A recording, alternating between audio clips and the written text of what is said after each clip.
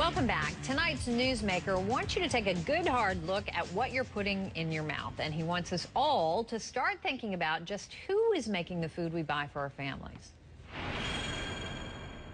The modern supermarket has on average 47,000 products. The industry doesn't want you to know the truth about what you're eating, because if you knew, you might not want to eat it. We've never had food companies this powerful in our history. Everything we've done in modern agriculture is to grow it faster, fatter, bigger, cheaper. If you could grow a chicken in 49 days, why would you want one you got to grow in 3 months? When you go through the supermarket, there is an illusion of diversity. So much of our industrial food turns out to be rearrangements of corn.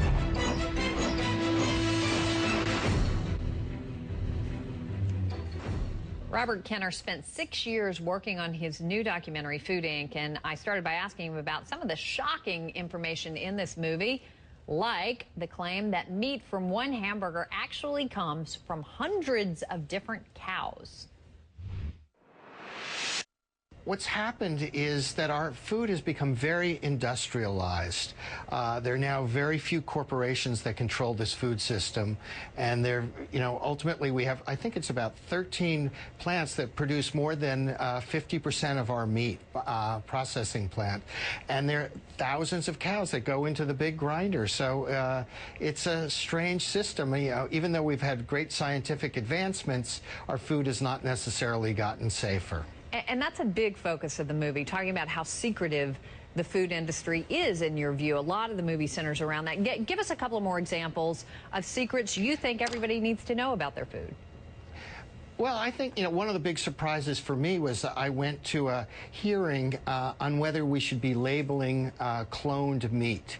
And I hadn't even realized there was cloned meat. And the meat representative, their basic response was they thought it would be too confusing to the consumer if we labeled that meat and if we had that information on the package. And that's something that happens time and again, that these corporations, they really will do everything to stop us from having this kind of information, whether it's GMOs, which is genetically modified organisms, or whether it's RBST, which is a growth hormone that goes into our dairy cows. We can go on and on with the list, trans fats, country of origin labeling, that ultimately agribusiness is there. On one hand, they're saying these are things that have improved our food, but yet they're also anxious for us not to see it on the label. And I kind of feel it's not like we're saying what we should be eating in Food Inc., but we are saying that we as Americans should have the right to know what we're eating. You also say that fruits and vegetables we eat are less nutritional than the same stuff we were eating 50 years ago. I mean, what's different, I guess, about a 2009 tomato?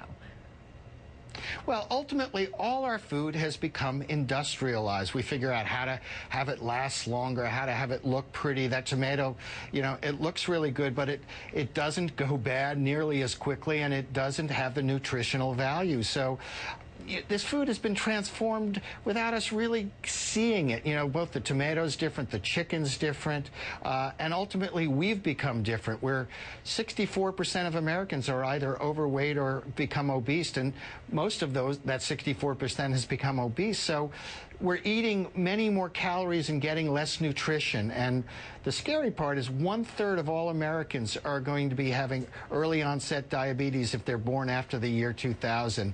And this low-cost food, which is low cost, is ultimately going to come to us at a very high cost because of these invisible things that we're not seeing when you go to the checkout line. Well, let me challenge you on a couple of points.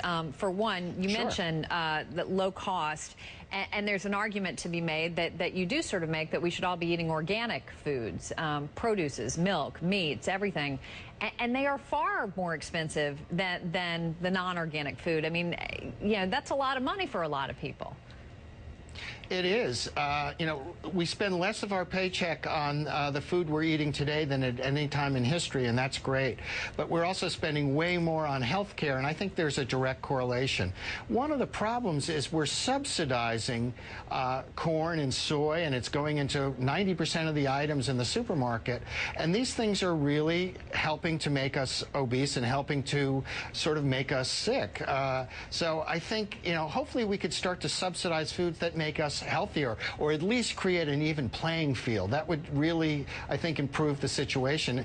In our film, we show a family that's a lower income family that is eating a lot of this processed and fast food because it's much less expensive, and they gravitate towards that because it's, you know, that's what they can afford. But unfortunately, that same family is spending $500 for medicine every month due to diabetes, and it looks like a young daughter is now going to get diabetes, so it could go up to $1,000. So they're saving on the food, but they're now paying for it with health care costs. All right, Robert Kenner with us tonight. The movie is called Food Inc. Appreciate your time, Robert.